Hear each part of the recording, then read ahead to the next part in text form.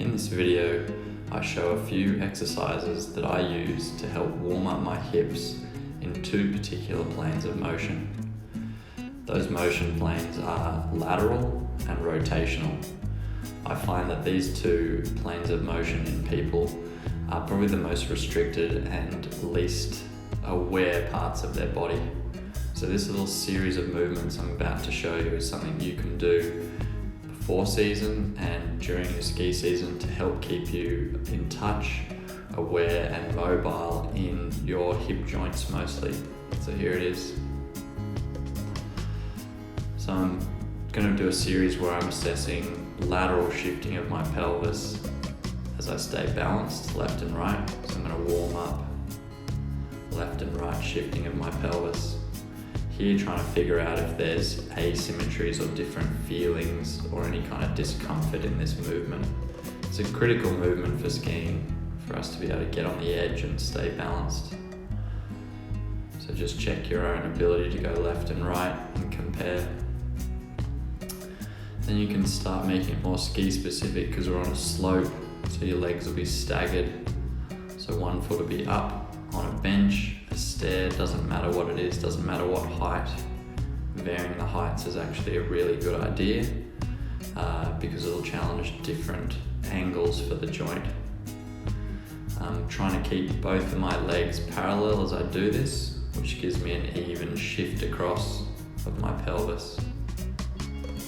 From this angle you see that my feet are staggered so that my inside foot is ahead of my outside foot, because this is in reality what would happen in a ski turn.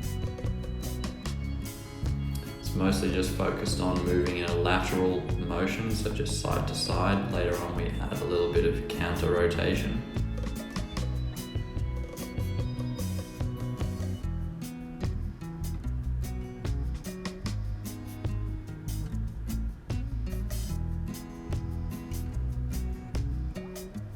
So now I'm going to add my inside arm reaching high to put tension in a longer line from the outside of my left knee all the way up to my left hand. Now this would be the right side, same thing. So you're just teaching your body to load up with good tension the muscles that sort of support the inside half of your body in a ski turn, because if they're short, you're probably going to fall inside. So you want to teach them to lengthen and support you with tension. So now I'm adding some rotational movements to my lateral pelvis and hip movements. So you can reach your inside arm forward and across your body along with your lateral motion. It's really important to exaggerate this movement. We may not use this much movement in a ski turn, but to warm up, you're really trying to find sort of where's your end range position, how much motion have you got, and then again, is it different from left to right? If I found one time that I'm perhaps after a long flight more restricted on one side, I'll spend longer working on that one. So here I'm working on the ability to relax and let go of my inside hip so it can drop the outside hip.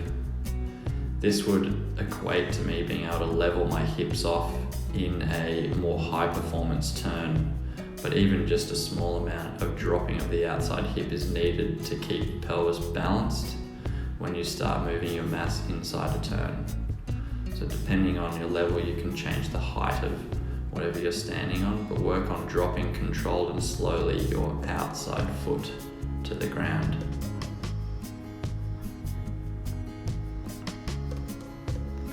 So here I'm just working on isolating the rotations of the middle part of my body, my pelvis, so rotating to the left without much else turning. So it's kind of core control in the rotational plane.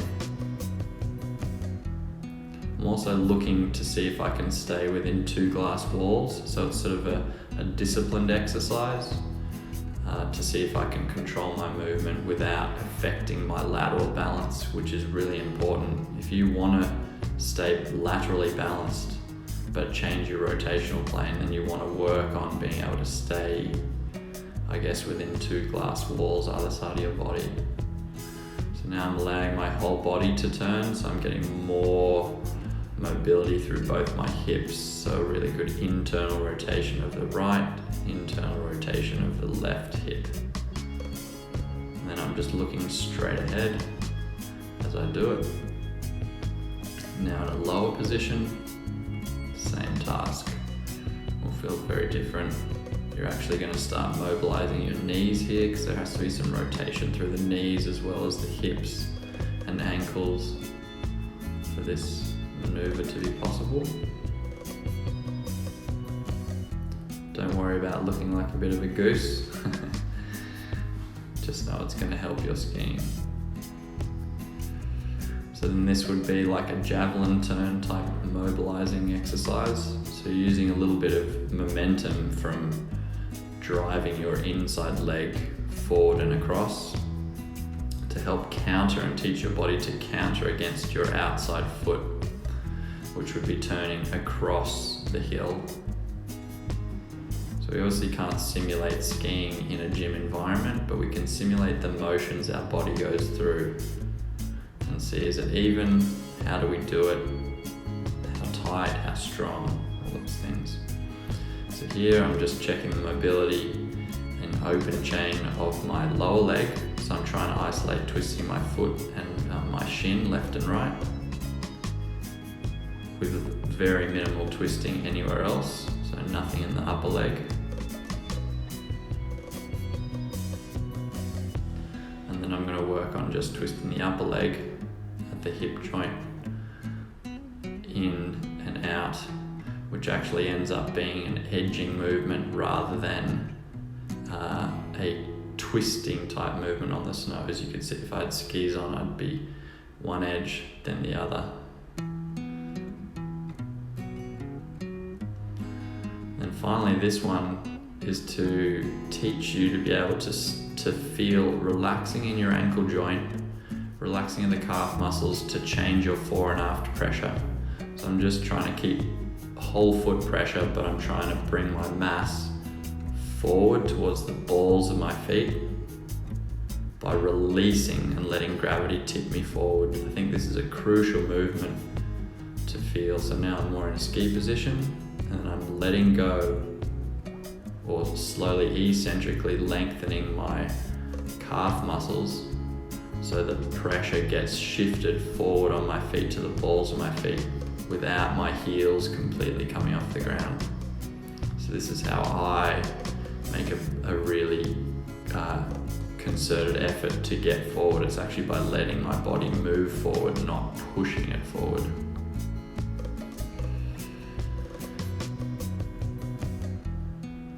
And so then just rechecking how I move laterally left and right, just as a wrap up to sort of feel how it's all moving. It feels really good after doing all those warm-up mobility exercises. And from side, you'll see I'm adding a little bit of counter rotation in here, because in ski turns, when you do shift your pelvis laterally, especially at the maximum point, there should be a counter rotation to the outside of the turn. So I hope you guys enjoyed this. Good luck out there with your ski turns.